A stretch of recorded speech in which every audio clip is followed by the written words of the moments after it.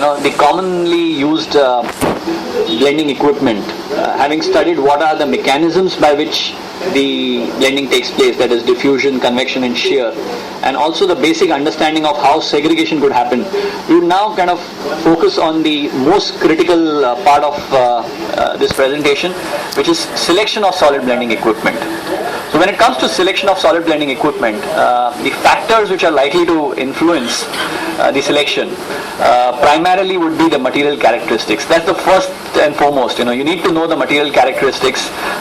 We would discuss what kind of material characteristics need to be considered and how they would influence the blender selection. Next, the process setup and the process requirements. Now, there could be materials which require gentle blending.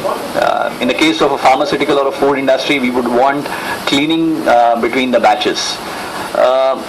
Certain industries or certain applications would require high accuracy in blending.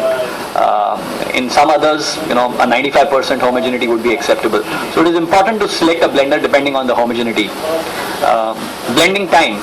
We saw the differences in the blending time. When it came to ribbon blenders, we had about 15 minutes. When it came to paddle mixers, about a minute. Not that all applications of a ribbon blender can be but when we have the option, which one to choose, we would look at that. There could be a risk of product contamination. Now in the vertical mixers, the seals are located outside the mixing zone.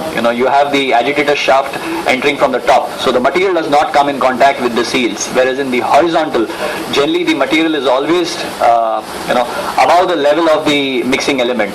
So there could be a possibility of contamination or, this cleaning of the seals could be an issue. That could be another factor which we would want to consider while looking at the blender.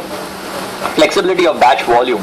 We may want to produce on the same equipment, small volumes of maybe some material which is a high value material. It could not be done on a larger blender. So flexibility of batch volume is another process consideration that we may have. The selection of the blender is also defined by the capital cost and the operating cost, which would include costs such as maintenance, power, and more importantly the plant layout considerations. So we could have limitations of headroom, we could have limitations of floor space. So all of these parameters need to be considered while we are selecting our blending equipment.